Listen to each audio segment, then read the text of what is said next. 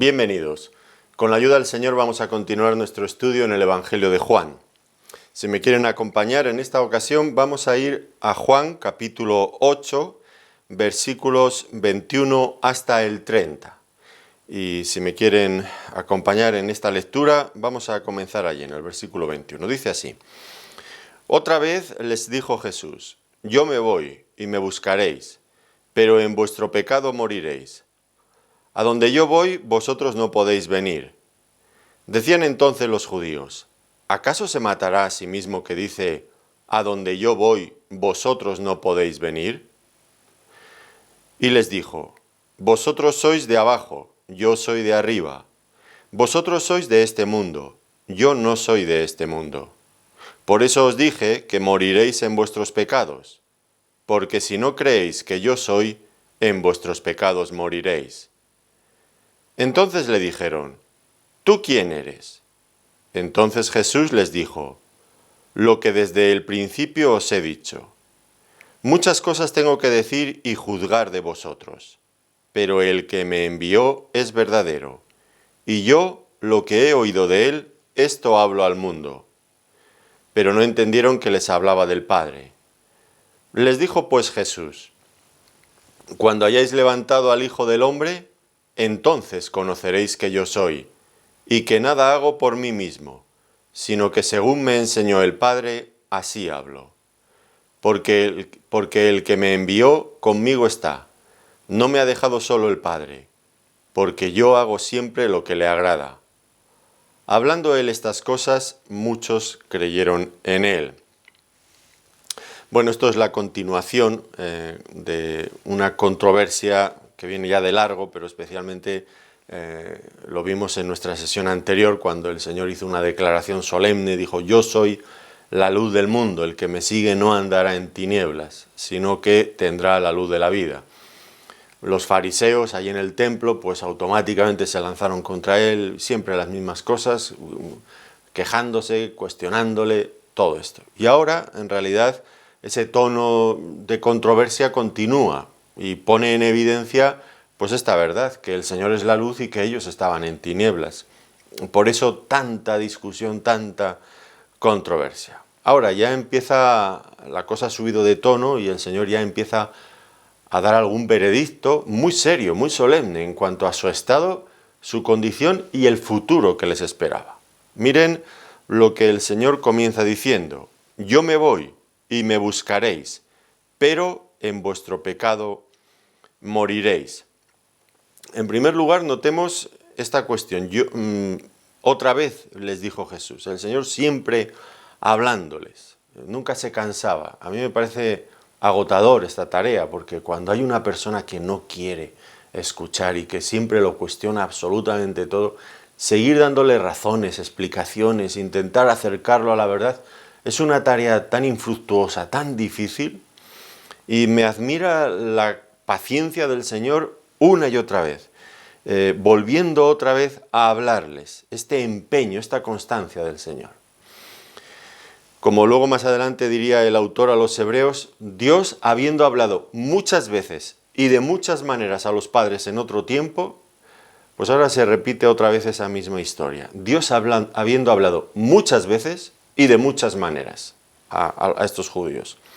Muchas veces y de muchas maneras. Les había hablado por sus palabras, les había hablado por las señales que hacía, nada de todo esto les servía. Pero en todo caso quedaban sin excusa frente a Dios.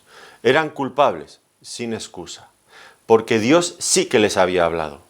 En vivo y en directo, Él personalmente venido desde el cielo, hablándoles allí, mostrándoles toda la gloria del Padre. Era muy grave su situación en este punto, porque después de haber recibido tanta enseñanza y tanta palabra de Dios, ellos habían cerrado herméticamente sus corazones, negándose a escuchar y a creer. Y ahora notamos este tono muy solemne, muy serio de parte del Señor, como consecuencia de todo esto, claro está. ¿Y por qué? ¿Por qué este tono? Bueno, primero por su dureza, por la dureza del corazón de ellos, pero también porque el Señor estaba terminando su ministerio aquí. Pronto iba a partir. ¿Y qué iba a ocurrir con ellos? Pues lo que iba a ocurrir, y esto es muy grave, es que el estado en el que ellos iban a quedar después de la partida del Señor sería mucho peor que el estado en el que se encontraban antes que el Señor viniera. ¿Y por qué? Si el Señor había hecho muchos milagros y mucha enseñanza, precisamente por eso. Porque cuando la persona recibe de Dios todo este beneficio que implica el escuchar su palabra y se cierra, rechaza con contundencia esta palabra, su estado final es mucho peor que el primero. Porque no es lo mismo una persona que, bueno, es indiferente porque no sabe, a una persona que sabiendo dice no y 1000 veces no, no quiero. Ahora el Señor entonces usa este tono ya mucho más serio, más solemne y de urgencia, muestra urgencia también. Y también dolor al ver la incredulidad de todas estas personas. Con esto se cumplía una vez más lo que ya había dicho el profeta, que Pablo recoge en Romanos, en el capítulo 10, versículo 21. Pero acerca de Israel dice, todo el día extendí mis manos a un pueblo rebelde y contradictor. Extender las manos, ustedes entienden fácilmente este gesto, ¿no? Ven, invitando a venir, y ellos diciendo, no, no queremos, rechazando.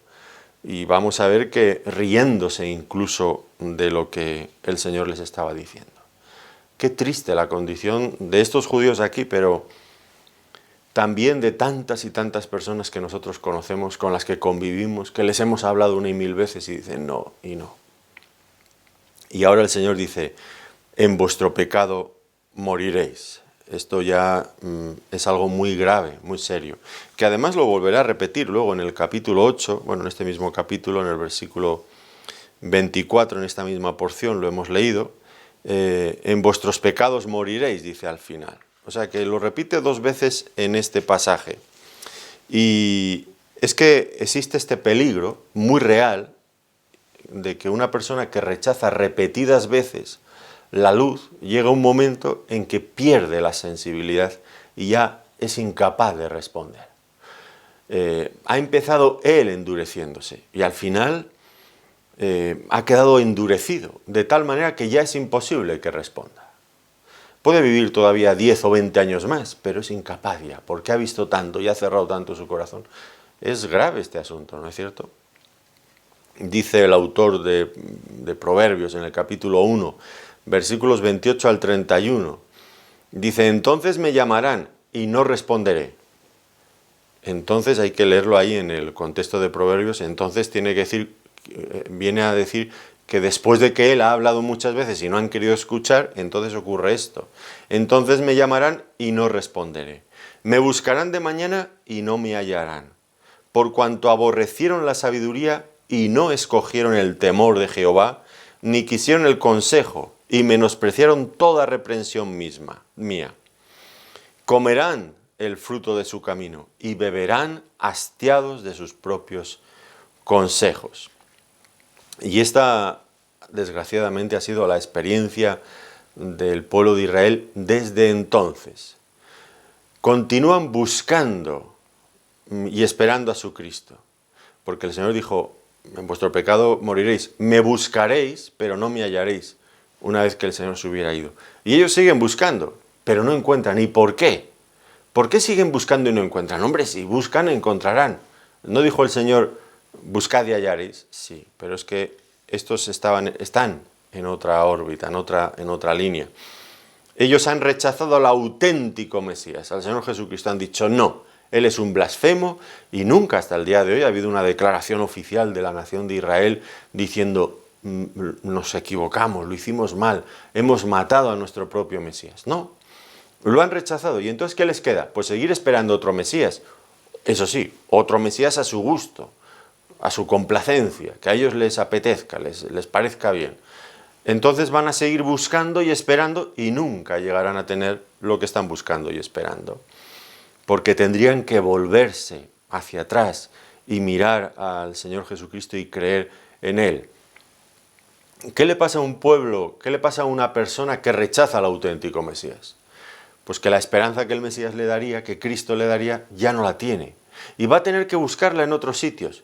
Y es, en fin, caldo de cultivo, es un terreno preparado para que surjan impostores, falsos mesías, engañadores, malvados, que les conduzcan hacia su propia ruina personal. Y esto es lo que le queda a todo aquel que no recibe al Señor Jesucristo y no recibe la verdad, que al final están expuestos a la mentira, como ya nos dijo el Señor Jesucristo en Juan capítulo 5, versículo 43. Yo he venido en nombre de mi Padre y no me recibís. Si otro viniere en su propio nombre, a ese recibiréis. Claro, en el momento en que dejan al auténtico Mesías, pues lo único que van a encontrar son falsos mesías. Y tan desesperados estarán que buscarán cualquier cosa que se les presente en medio. Ahora él dice, yo me voy. ¿Y a qué se refería cuando él dijo, yo me voy?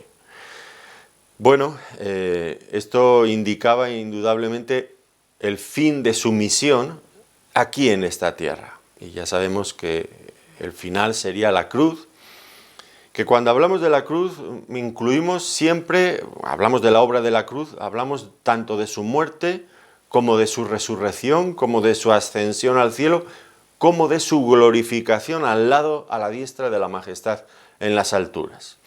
Es una obra completa, a la que a veces nos referimos, no sé si adecuada o inadecuadamente, como la obra de la cruz, porque empieza allí, pero por favor no nos quedemos solamente en la muerte, porque lo incluye todo eso otro, junto con su labor mediadora como sumo sacerdote ahora en el cielo, a favor nuestro. O sea, es muy completa esa obra, ¿no? Y él se iba, yo me voy, iba a hacer todo eso.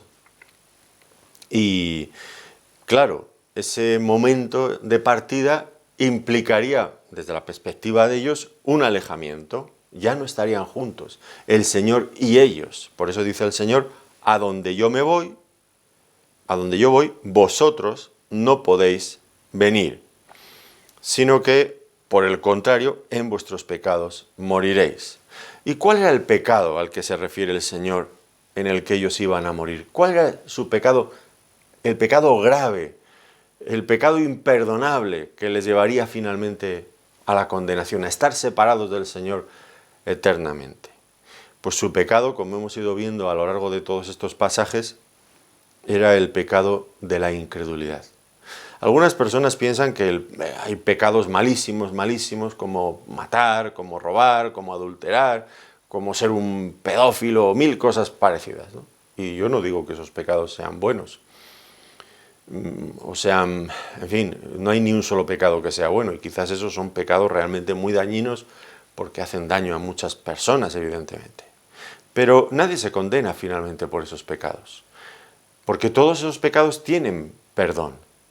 El único pecado, y por eso es el más grave de todos, el único pecado que no tiene perdón es la incredulidad. ¿Por qué? Porque si yo creo en la obra del Señor Jesucristo en la cruz a mi favor, todos mis pecados van a ser perdonados, porque en la obra de la cruz hay perdón suficiente para cualquier pecador del tipo que sea. Porque Cristo pagó por nuestros pecados, por todos nuestros pecados, y dio su propia vida de un valor incalculable en sustitución por la mía. Claro que cualquier pecado puede ser perdonado, pero si yo no creo en esa obra, en lo que Él hizo por mí, es decir, si yo manifiesto una incredulidad frente a ese regalo, a esa obra de Dios para mí, pues ¿qué me queda? Pues me queda pagar por mis propios pecados. Y ya no importa si yo he mentido, si he tenido un mal pensamiento o si he sido un genocida. Es que a nada que yo haya cometido un solo pecado, ya soy culpable delante de la ley de Dios y estoy separado de Dios. Tan grave y tan serio es el tema. Por eso, el pecado de incredulidad es el peor de todos los pecados, porque nos aleja del perdón de Dios. Y el Señor lo dijo, lo ha repetido muchas veces a lo largo de este Evangelio. Fíjense en Juan capítulo 3, versículo 18. El que en Él cree, hablando del Hijo, el que en Él cree no es condenado, pero el que no cree ya ha sido condenado porque no ha creído en el nombre del unigénito Hijo de Dios. Y es verdad, son palabras duras. A algunas personas, cuando se les dice esto, en vuestros pecados moriréis, a donde yo voy vosotros no podéis venir, esta separación eterna de Dios, cuando se llega a este punto en el camino donde se separan las rutas y cada uno llega a un destino totalmente diferente, donde ya nunca más se vuelven a ver. El Hijo de Dios y los hombres, separados, estos hombres incrédulos, separados eternamente, en la condenación eterna, pues hay personas que dicen, hombre, esto es muy duro. Indudablemente lo es. Nadie puede quitar, en fin, la dureza que tiene estas palabras. Pero no nos olvidemos de quién las dijo. Las dijo nada más y nada menos que el mismo Señor Jesucristo. El Hijo de Dios hecho hombre. El Dios eterno que asume la naturaleza de una de sus criaturas y que acepta la humillación que supone eso y vivir en este mundo siendo despreciado, para finalmente morir en una cruz, pagando, sustituyendo al pecador.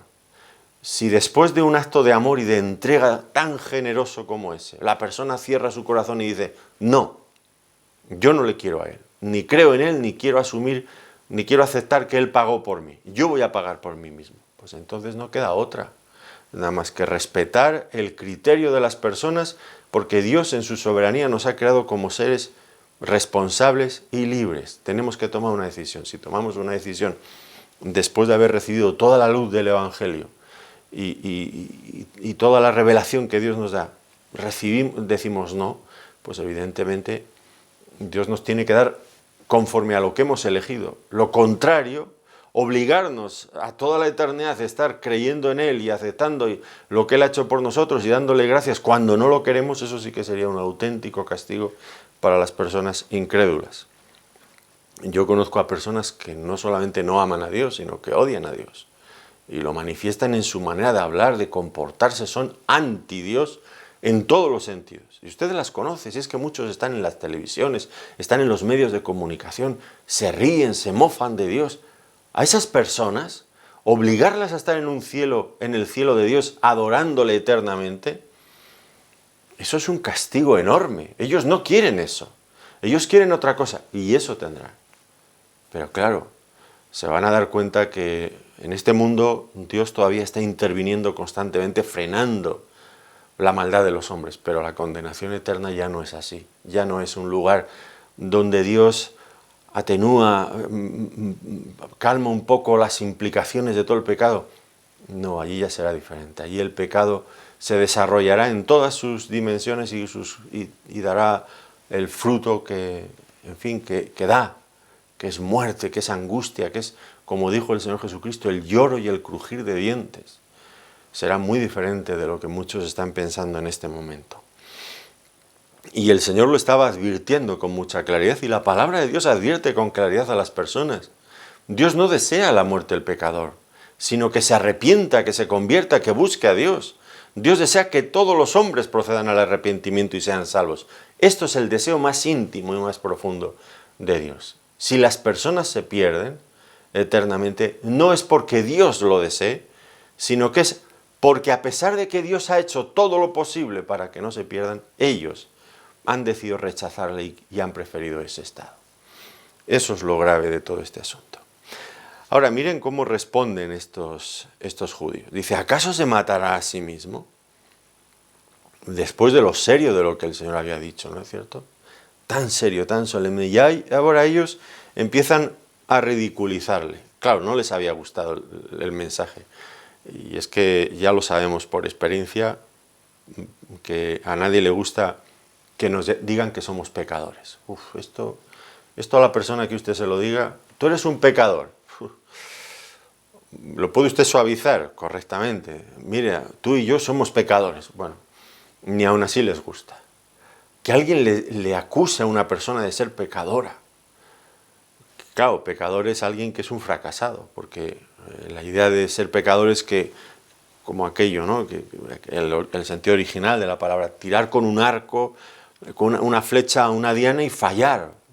Bueno, pues no hemos alcanzado la meta, hemos fracasado en cumplir las expectativas con las que Dios nos creó. Dios nos creó para que le sirviéramos, para que le amáramos, para que viviéramos de acuerdo a los principios de su palabra. Y hemos fallado, somos pecadores. Y cuando una persona le dices es pecadora, se pone de uñas y se enfada. Y se enfadan. No nos gusta que nos digan esto. Y a ellos, cuando el Señor les dijo tan claramente, sois pecadores y en vuestros pecados vais a morir, pues no les gustó. Y intentan salir de ahí y en lugar de buscar una solución para sus pecados y para esa situación descrita por el Señor, pues en lugar de esto optan por ridiculizarse. Y ahora, ¿qué es lo que dicen? Cuando el Señor hablaba de su partida, de su muerte, ellos dicen, ¿acaso se va a suicidar? ¿Se matará a sí mismo?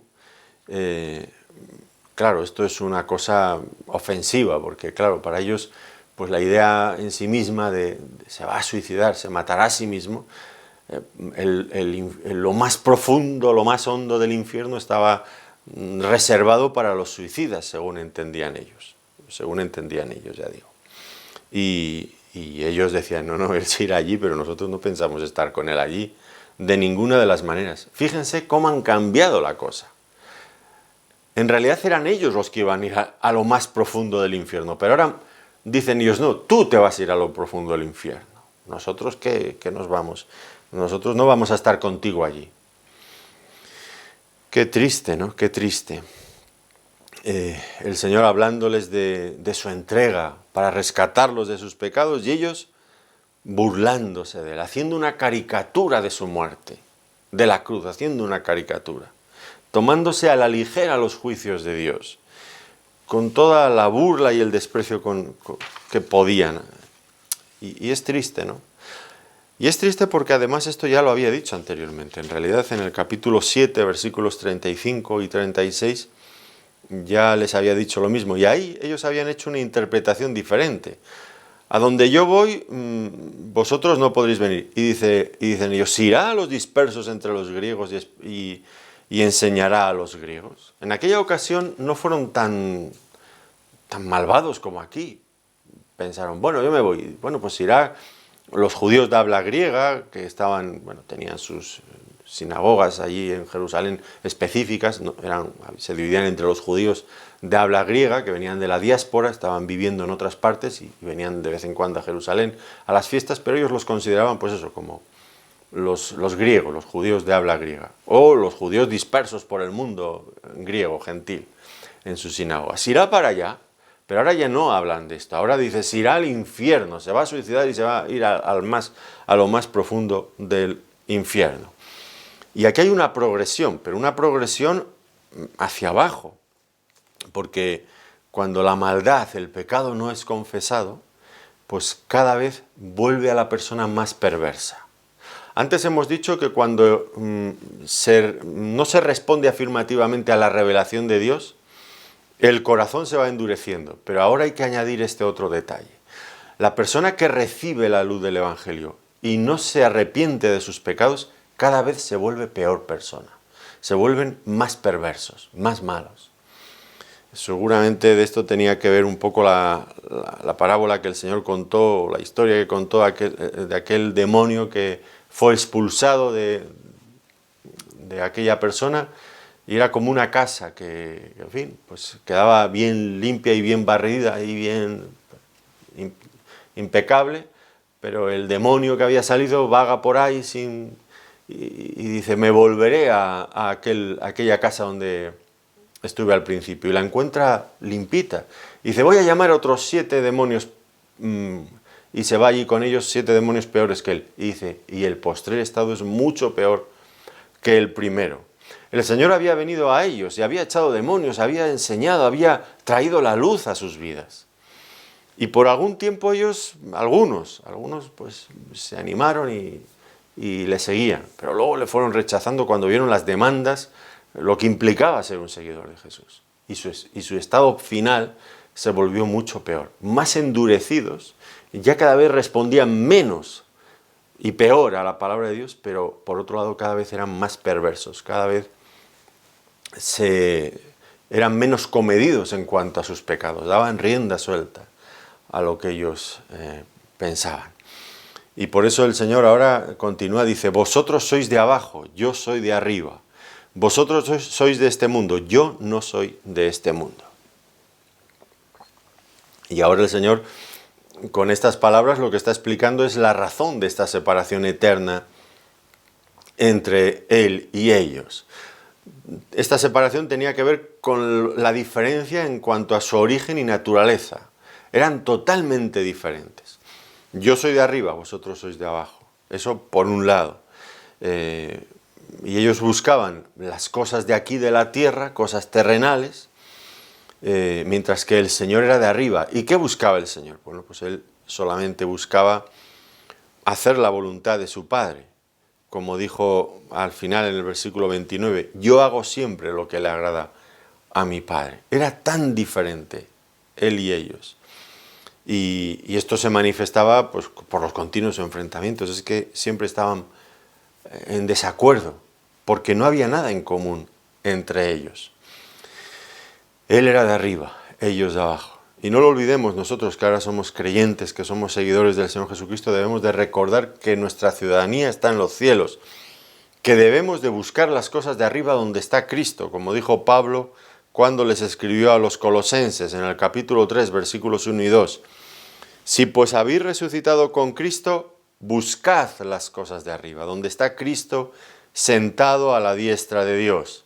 Poned la mira en las cosas de arriba, no en las de la tierra. Es decir, nosotros también debemos de seguir el ejemplo de Cristo. Buscar las cosas de arriba, buscar agradar a nuestro Padre Celestial. No meternos en las cosas de este mundo, las cosas terrenales, que tarde o temprano tendremos que dejar aquí en esta vida. Es verdad, yo con esto no estoy intentando ser un extremista, que hay que dejar, no sé, de atender a la familia, de atender el trabajo, por supuesto que no. Pero hablo de otras muchas cosas que al final son las que nos quitan la vida y nos quitan el tiempo que deberíamos de darle al Señor. Aficiones, gastos desmesurados en muchas cosas que son para nuestra propia vanidad y placer personal en lugar de buscar las cosas del reino de Dios, de hacernos tesoros en el cielo. Bueno, pues el ejemplo del Señor perdura para nosotros. Busquemos las cosas de arriba como Él, que era de arriba, buscaba hacer siempre la voluntad de su Padre y agradarle en todo. Y dice, si no creéis que yo soy, en vuestros pecados moriréis. Si no creían que Él era, pues morirían sin que sus pecados hubieran sido perdonados, morirían sin estar preparados para comparecer ante el alto tribunal de Dios. Morirían por ese pecado, por el pecado de incredulidad. Pero ahora aquí hay un detalle más. Ya no solamente es creer en Cristo, sino que además ahora se añade, se especifica qué era lo que tenían que creer de Él. Dice, si no creéis que yo soy. Ahora esta expresión, yo soy, pues puede, en fin, nos deja un poco, puede estar muy abierta y no dejar muy concretado el asunto, aunque pienso que sí. Es verdad, es una frase donde hay un sujeto, pero no hay un verbo, pero no hay un predicado, yo soy. ¿Yo soy qué? Bueno, pues podría ser yo soy de arriba, como acaba de decir hace un momento, o yo soy la luz del mundo, como dijo un poco antes en la sección anterior. Pero puede que esto se utilice aquí de una forma absoluta. Yo realmente creo que este es el verdadero sentido.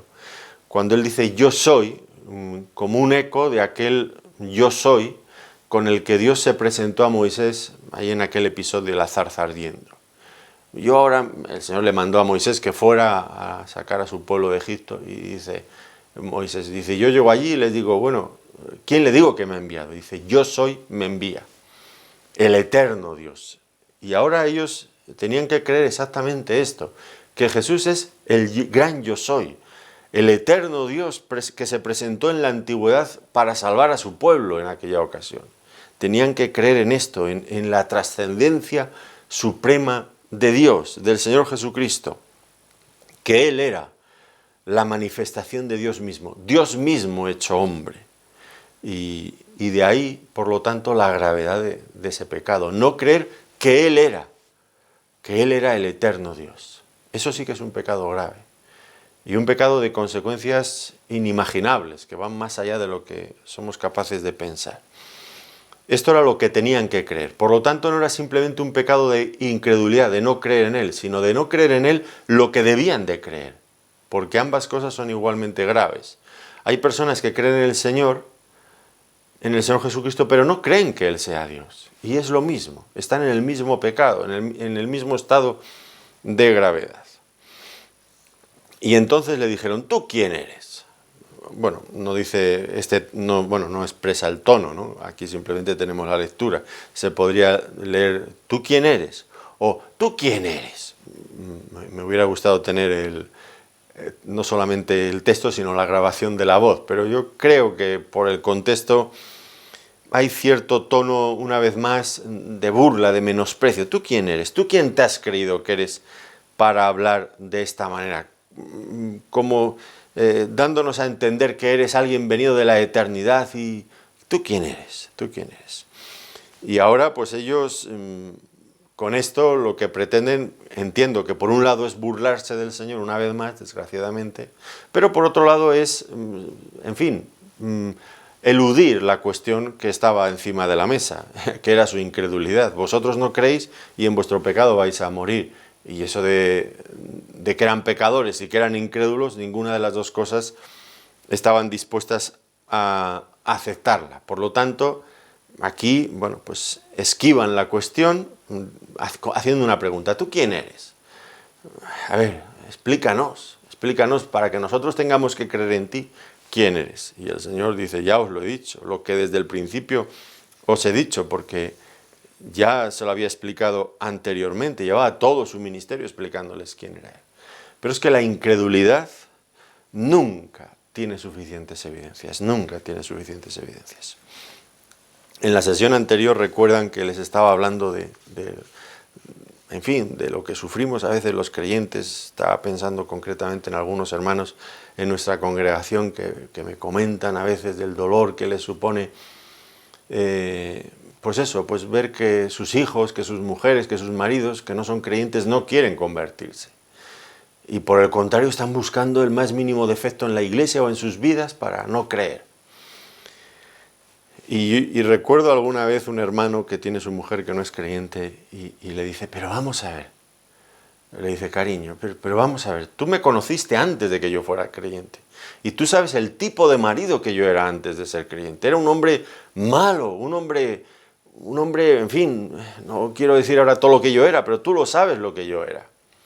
Con tantos pecados, con alcohol, con igual malos tratos, igual infidelidades, igual tantas y tantas cosas. Un mal padre, y ahora que el Señor me ha transformado y que ha cambiado mi vida por completo, que tú sabes que ahora soy un hombre completamente diferente, y tú todavía sigues mirando pequeñas cositas por aquí y por allá para no creer y no tienes evidencias. Lo que no quieres es creer, pero las evidencias las tienes todas delante de ti misma, porque tú me conociste antes y me conoces ahora. Y yo recuerdo a este marido hablando a su mujer y una y mil veces y la mujer cerrando su corazón.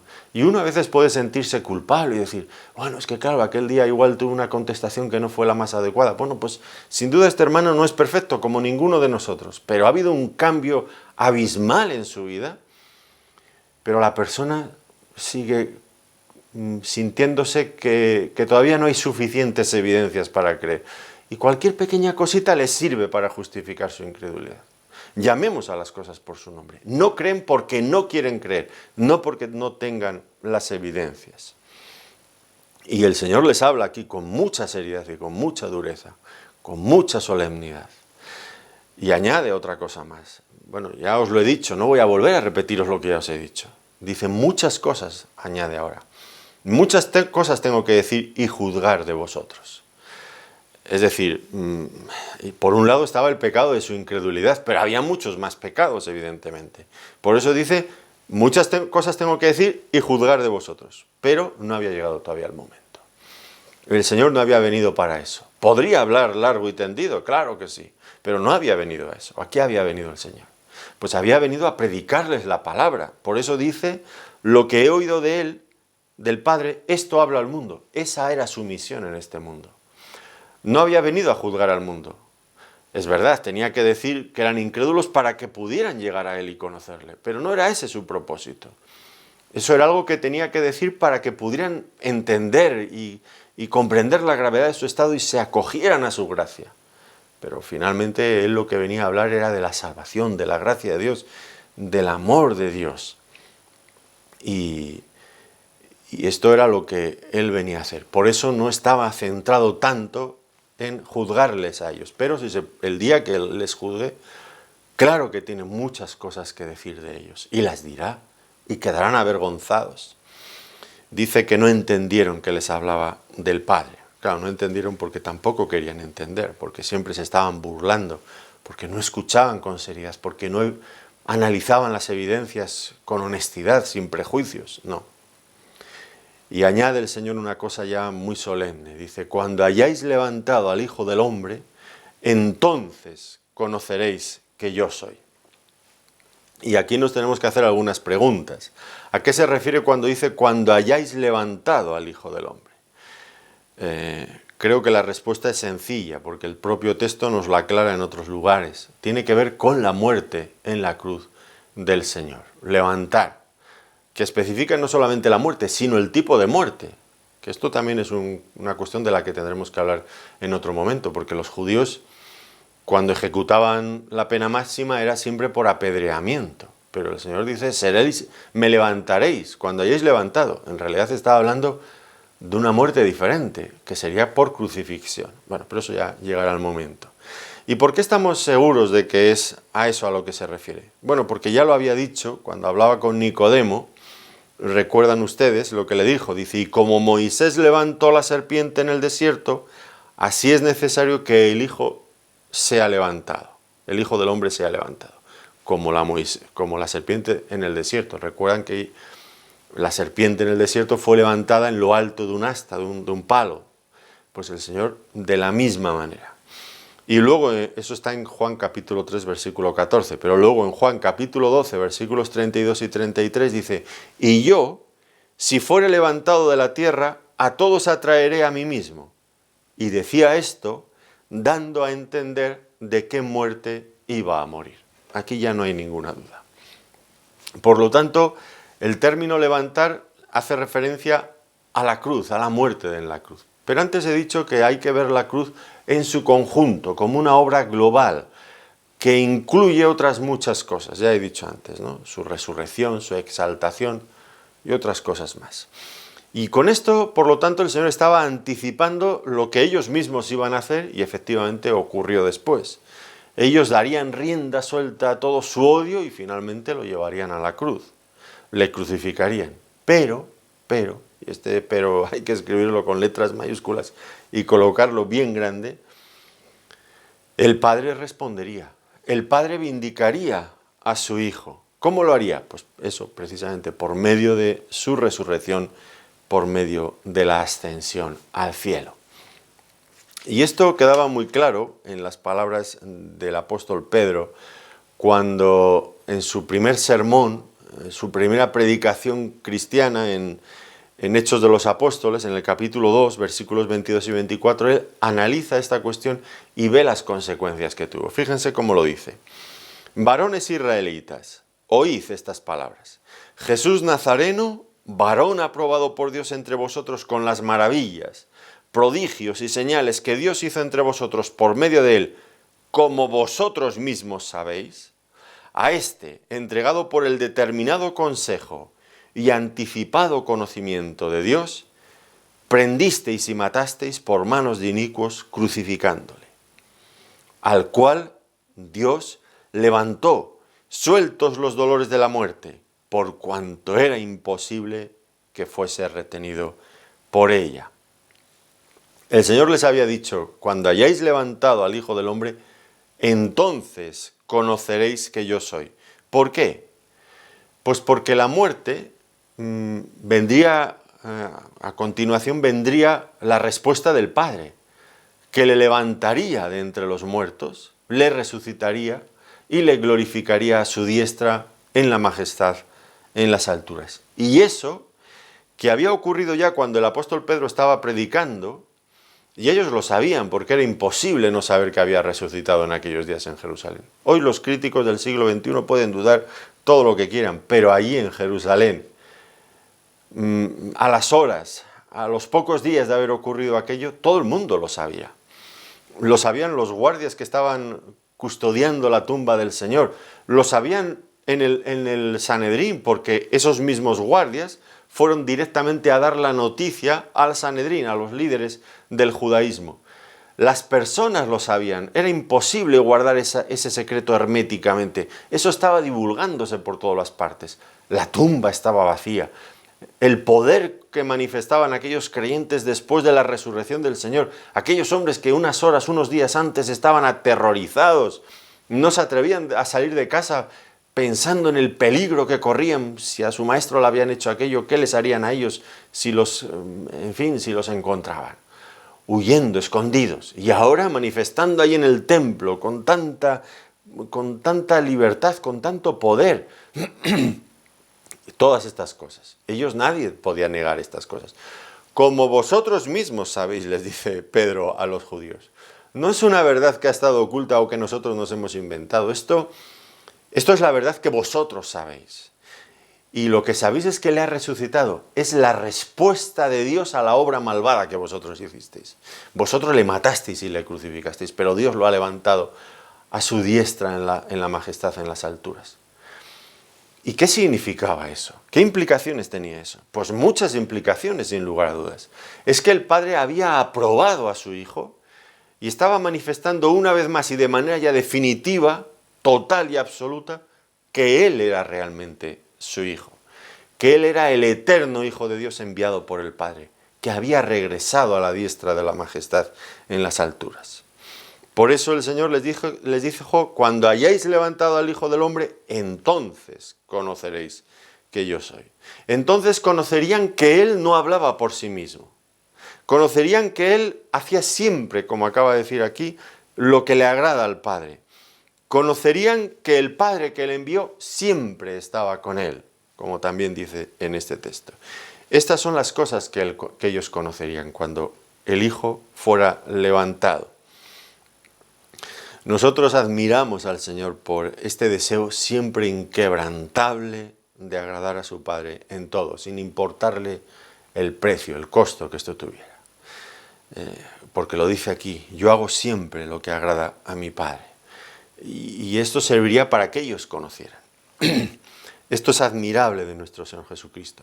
Y no solamente es algo que debemos de admirar, sino que también es algo que debemos imitar.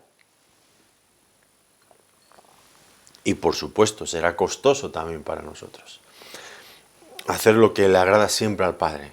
Es una negación de nosotros mismos y además nos pasará como a Él, en medio de este mundo incrédulo, que sufriremos pues el menosprecio, la burla, en fin, todo esto de las personas que no les gusta. Cuando una persona se consagra al Señor, los del mundo se vuelven contra Él, hostiles, despectivos, enfadados.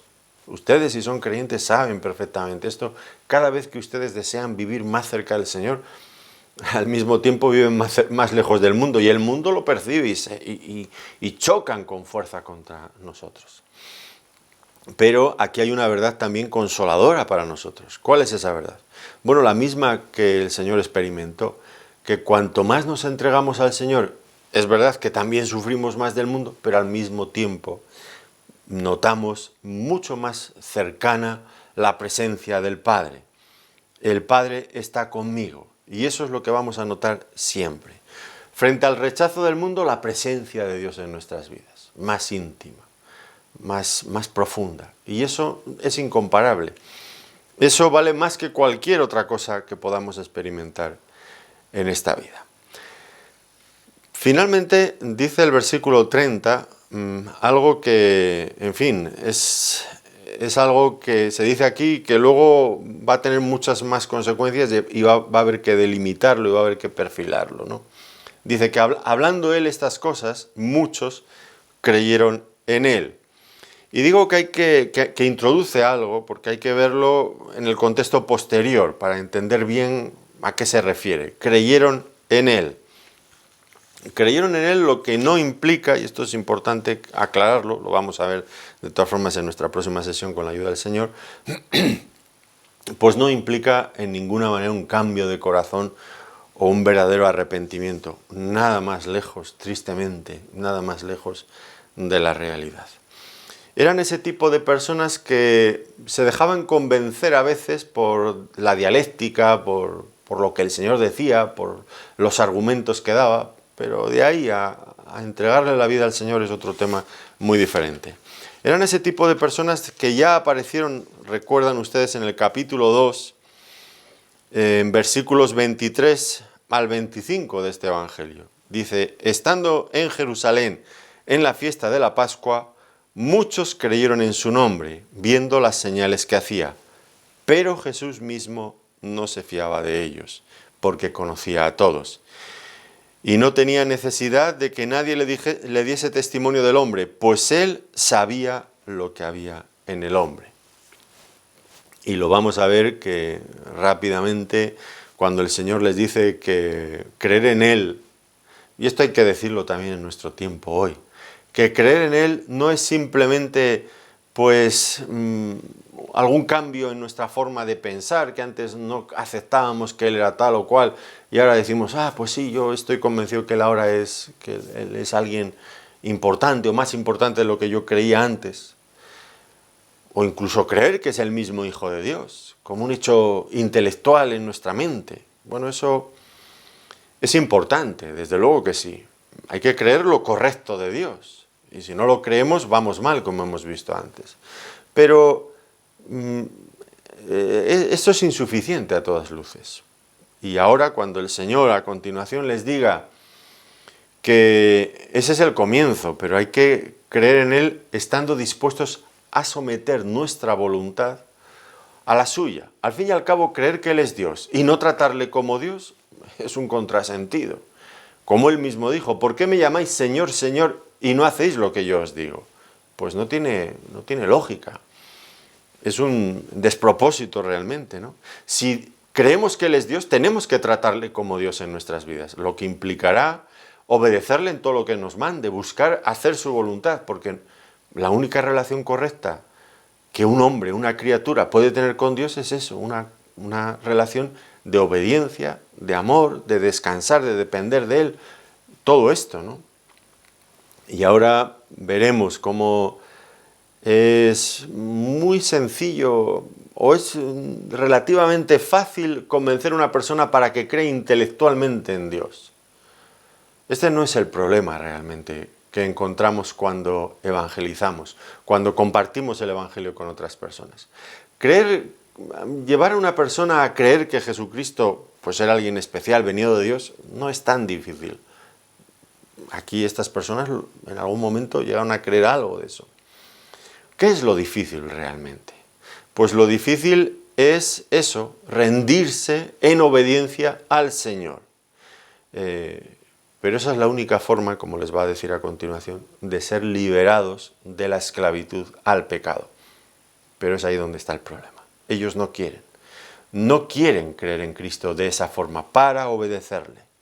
Y esto, creer en Cristo sintiendo simpatía por su persona, es una cosa diferente que creer en Él como el Señor al que rendimos nuestra vida. Lo primero, pues nos coloca en la posición de estas personas que finalmente, como les va a decir luego en este pasaje a continuación, les acabará diciendo, vosotros sois de vuestro padre el diablo. Hombre, pero si habían creído, tenían una naturaleza diabólica, porque simplemente creían con sus mentes, pero no rendían su voluntad. Y esto hay que decirlo fuerte y claro en nuestros días hoy.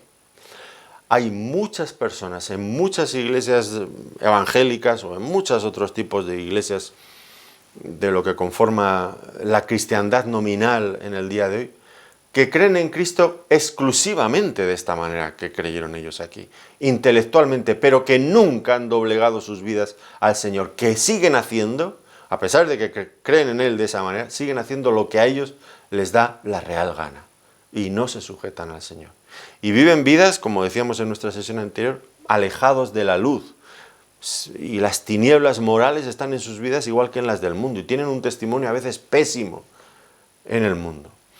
Pues esta es la cuestión y eso pues lo veremos con la ayuda del Señor en nuestro próximo estudio, donde el Señor va a dejar bien clara la diferencia que hay entre creer en Él como una cuestión intelectual a creer en Él y entregarse a Él sin reservas, abandonando la vida de pecado para servirle a Él, como Él quiere, como Él desea.